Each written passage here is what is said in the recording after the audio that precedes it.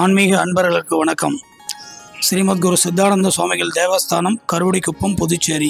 கிழக்கு கடற்கரை சாலையில் சிவாஜி சிலை அருகில் இந்த கோவிலாகப்பட்டது இருக்கின்றது.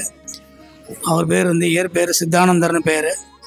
சித்தானந்தர் பிறந்தது வளர்ந்ததெல்லாம் பார்த்தீங்கன்னா கடலூர் மாவட்டம் வண்டிப்பாளையத்தில் பிறந்தார். அவங்களுடைய தாய் தந்தையர் இந்த பூ மாலை தொடுத்து வியாபாரம் பண்ணுறவங்க. அவர் இளம் வயதுலேருந்தே ரொம்ப இறை பக்தி மிகுந்தவர். கடலூரில் அந்த பாடலீஸ்வரர் திருக்கோயிலுக்கு தினசரி போயிட்டு சுவாமிக்கும் அம்பாளுக்கும் ஒரு மாலை கொடுத்துட்டு வழிபாடு பண்ணிட்டு வருவார். இது அவருடைய தினசரி நடக்கக்கூடிய ஒரு செயலில் ஒன்று. ஒரு நாள் என்னாச்சுன்னா, கடலூர் மாவட்டம் ஃபுல்லாக மழை பெஞ்சு வெள்ளக்காடாக யாரும் நடமாட முடியல. அதுலேயும் அவர் என்ன பண்ணார்னா, 2 மாலை எடுத்து நீந்தினே போயிட்டார். நீந்தினே போயிட்டு சுவாமிக்கு ஒன்று அம்பாளுக்கு ஒன்று கொடுக்கணும்னு போகிறாரு.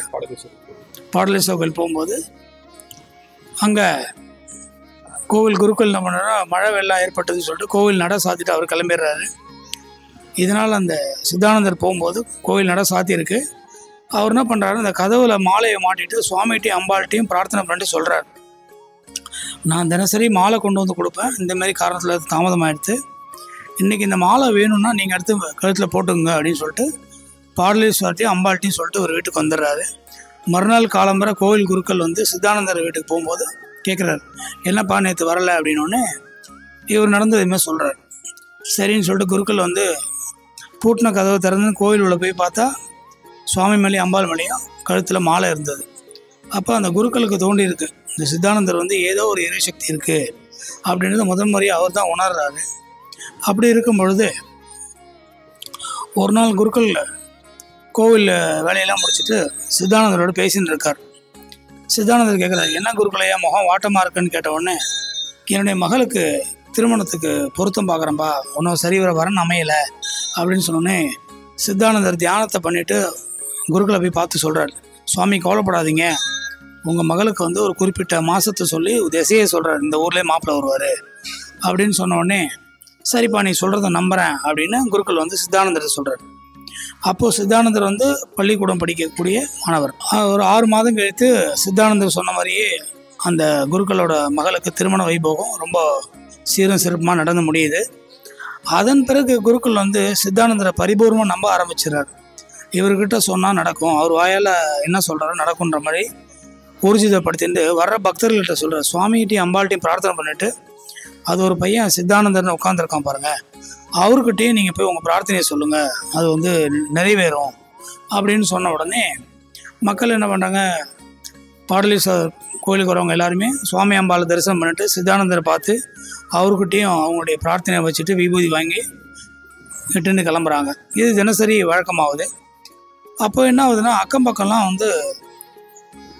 அவருடைய பேர் பரவுது, இளம் வயது சாமியார் யாரோ கடலூரில் உட்காந்துருக்காராம் அப்படின்ற மாதிரி. அப்போ என்ன பண்ணுறாங்க, சிதம்பரம் அந்த பக்கத்துலலாம் வர ஆரம்பிச்சிடுறாங்க. இப்போ நாம் எல்லாம் நின்று பேசின்ற இடம் பார்த்தீங்கன்னாக்கா புதுச்சேரியில் முத்துக்குமார சாமி பிள்ளை அப்படின்றவங்களோட குடும்பத்தாரோட சொந்தமான இடம். 6 தலைமுறைக்கு முன்னாடி இந்த இடத்த அவங்க கோவிலுக்கு கொடுத்துருக்காங்க. சித்தானந்தர் இங்கே எப்படி வந்தாருன்னு தெரிஞ்சுக்கணும் இல்லையா. இந்த முத்துக்குமாரன்ற ஒரு பெரும் பணக்காரர், நிலக்கிழார். அவர் அவங்களுடைய மனைவிக்கு தீராத ஒரு வயிற்று வலி பிரச்சனை.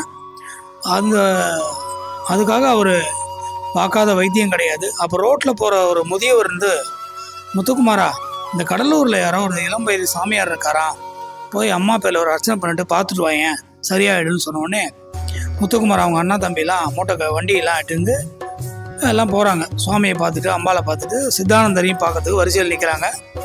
சுவாமியை பார்த்துட்டு அந்த அம்மா பேரில் ஒரு அர்ச்சனை பண்ணிவிட்டு விபூதி வாங்கிட்டு வராங்க. சித்தானந்தர் சொல்கிறார், அம்மா குணமடைஞ்சிடுவாங்க, கவலைப்படாதீங்க அப்படின்னு சொல்லி அனுப்புகிறாரு. அதே போல் அந்த ருக்மணி அம்மாள் அவங்க பேர், அவங்க ரொம்ப குணமடைஞ்ச உடனே அதனுடைய சித்தானந்தர் மேலே ஏற்பட்ட அன்பினால் அவங்க வீட்டு திருமணத்திற்காக அவரை முதல் முறையாக கடலூர்லேருந்து புதுச்சேரிக்கு வர சொல்கிறாங்க, அழைப்பு கொடுக்குறாங்க.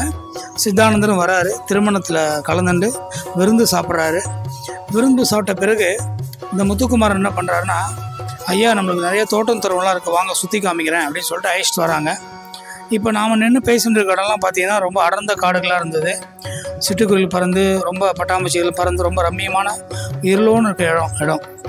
அப்போது சித்தானந்தர் உள்ளே வந்து பார்த்த உடனே இந்த இடத்த பார்த்த உடனே ரொம்ப பிடிச்சி போயிடுது. அப்போ அவர் என்ன சொல்கிறாருன்னா, முத்துக்குமாரா இது இங்கே தான் இருக்க போகுதுன்னு அவருடைய தன்னை சுட்டி காட்டி சொல்கிறாரு. தை மாதம் அந்த திருமணம் நடக்குது. அவரே ஒரு தேதியை நிர்ணயம் பண்ணி எனக்கு இங்கே நீங்கள் ஜீவசமாதி அமைச்சு குரு பூஜை பண்ணணும்னு வேண்டார்.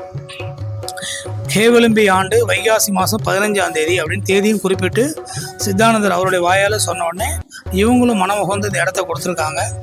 சுவாமியோட வேண்டுகோளுக்கு இணங்கவே ஹேவிளம்பி ஆண்டு தமிழ் வருஷம் பேர் 1837ஆம் ஆண்டு வைகாசி மாதம் 15ஆம் தேதி வெள்ளிக்கிழமை அன்று சுவாமிக்கு ஜீவசமாதி அமைச்சு இங்கே குரு பூஜைன்ற விசேஷம் நடைபெறுது. அன்னையிலேருந்து இன்னை வரைக்கும் பார்த்தீங்கன்னா 187 வருஷம் பூர்த்தி ஆகிருக்கு சுவாமி ஜீவசமாதி அடைஞ்சி. அவர் ஜீவசமாதின்னு சொல்லிட்டேன். இங்கே சுந்தர விநாயகர் பேர், ஸ்ரீ தட்சிணாமூர்த்தி, நந்திய பகவான் 3 பேரு கீழே அவங்களோட உதவியாளருக்கு ஜீவசமாதி இருக்குது. அதனால தான் அந்த கோவில் வந்து ரொம்ப பிரசித்தி பெற்று விளங்குது பாண்டிச்சேரியில். இவர் வந்து ரொம்ப புதுச்சேரியில் வந்து ஒரு 20 கிலோமீட்டர் சுற்றுவட்டார் பார்த்தீங்கன்னா ஒரு 27 ஜீவசமாதி இருக்குதுன்னு நம்ம சொல்கிறோம். அதில் ரொம்ப மூத்தவர்னு பார்த்தீங்கன்னா நம்ம சித்தானந்த சுவாமிகள் தான். சோமவாரத்தில் வரக்கூடிய அமாவாசையில் திங்கக்கிழமை வரக்கூடிய அமாவாசை சோம பிரதட்சணம் சொல்லுவோம். அந்த மரத்தை திருமணம் ஆகாத கன்னி பெண்களும் சுமங்கலிகளும் அவங்க இருக்காங்க இல்லையா, அந்த குழந்தை பாக்கியம் இல்லாத சுமங்கலிகளும் மஞ்சள் நூல் கயிறு பிடித்து 108 பிரதட்சணம் பண்ணி பிரார்த்தனை பண்ணாக்கா அவங்களுக்கு திருமணம் நடக்குது, அவங்களுக்கு மேற்கொண்டு குழந்தை பாக்கியம் அமைப்பெறுதுன்றது கண்கூடான உண்மை. இது தினசரி இந்த வாரம் இந்த திங்கக்கிழமை வர அமாவாசை நடக்கக்கூடியது. மேலும் திங்கக்கிழமை தோறும் தேங்காய் மூடியில் 2 விளக்கு போட்டு விநாயகருக்கு அர்ச்சனை பண்ணி 9 வாரத்துக்கு பண்ணாக்கா இந்த திருமண பாக்கியமாக நடக்குதுன்றது ஐதீகம். மேலும் வந்து இந்த கோவில் வந்து சிவஸ்வரூபம் மாதிரி, சிவன் கோவில் மாதிரி தான், அம்பாள் கிடையாது. இருந்தாலும் இவருக்கு வந்து மாதாந்திர இருமுறை பிரதோஷம், மகா சிவராத்திரி, வைகாசி 15ஆம் தேதி குரு பூஜை, ஐப்பசி மாதம் அன்னாபிஷேகம், கார்த்திகை 4வது சோமவாரம் 108 சங்காபிஷேகம் போன்ற விசேஷங்கள்லாம் தொடர்ந்து நடைபெற்று வருது. இங்கே தியானம் பண்ணுறதுக்கு தனியாக ஒரு தியான அறை உண்டு. மேலும் வந்து இந்த கோவில் வந்து பிரதி வியாழக்கிழமை, வெள்ளிக்கிழமை மற்றும் அமாவாசை பௌர்ணமி நாளில் 500 பேருக்கு வடபாயசோட அன்னதானம் நடைபெறுது. தலைவர் பேசுவார். குரு சித்தானந்தா கோயில் நான் தலைவர்ன்ற முறையில் இந்த கோயிலை 2வது முறையாக நிர்ணயிக்கிறேன். இந்த கோயில் வந்து ரொம்பவும் சக்தி வாய்ந்த கோயில் நான் சொல்லலாம். இங்கே குளம் இருந்தது, அது சீரமைக்கப்பட்டு புது குளமாக வச்சுருக்கோம். ஒரு நிலையுடைய கோபுரம் இருந்தது, அதை 3 நிலையாக மாற்றிட்டோம். இந்த பக்கம் கோபுரமே இல்லை, ஈஸியாரில் அதை இடம் வாங்கி கோபுரமாக கட்டி முடிச்சிருக்கோம். இந்த கோயிலில் வந்து இவர் சொன்ன மாதிரி திங்கக்கிழமை அமாவாசை அன்னைக்கு குழந்தை இல்லாதவங்க அந்த மரத்தை 2 மரத்தையும் சுற்றினாங்கன்னா கண்டிப்பாக குழந்தை பிறகு. கண் கூட என்னுடைய அண்ணன் பையனுக்கும் அது மாதிரி பிறந்திருக்கு. இங்கே வந்து வியாழக்கிழமை ரெகுலராக புளி சாதம், தயிர் சாதம், அன்னதானம் ரெகுலராக நடக்குது. 5 கிலோ 10 கிலோ அவங்களுக்கு. அது இல்லாமல் கல்யாணம் மற்ற நாள்கள் வந்து ஸ்பெஷல் அன்னதானம் வடபாயசோட 500 பேருக்கு. அமாவாசை பௌர்ணமி அவங்கவுங்க கல்யாண நாள் மற்ற நாள்லாம் அவங்க செய்கிறோம். இங்கே வந்து இன்றைக்கி பாண்டிச்சேரியில் நம்பர் 2வது இடத்துல இருக்கிற சித்தர் கோயில் ஸ்ரீமத் குரு சித்தானந்தா கோயில். வணக்கம், நன்றி. நான் கருடியத்தில் பிறந்து வந்தேன். நான் வந்து சின்ன வயசுலேருந்து இந்த கோயிலில் தான் விளையாடிட்டு இருந்தேன். ஸ்கூல் விட்டு வந்தால் கூட இன்டர்வலுக்கெல்லாம் இந்த கோயிலில் தான் வந்து விளையாடுறது இப்படி இருந்து. இப்போ எனக்கு வந்து 59-60 வயசாக போகுது. 14 வருஷமாக வேலை இல்லாத இருக்கிறேன். வேலை எல்லாம் கஷ்டப்படுங்க 2 பிள்ளைங்களை வச்சுக்கிட்டு இந்த கோயிலுக்கு போயிட்டு வந்ததுலேருந்து காலையிலேருந்து நைட்டு வரைக்கும் இந்த கோயிலில் இருக்கிறேன். சர்வீஸ் பண்ணுற மாதிரி சேவை செய்கிறேன். எனக்கு வேலை இல்லாத 3 வேளை சாப்பாடு, பண காசு, கஷ்டம் இல்லாத வாழ்க்கை கொடுத்தனா இந்த சித்தானந்த சுவாமி தான். இவர்கிட்ட நம்பி வந்தவங்க வீண் போனதே கிடையாது, நல்லா இருப்பாங்க. இது என்னுடையது. என்னை பொறுத்த வரைக்கும் நான் நல்லா இருக்கேன்.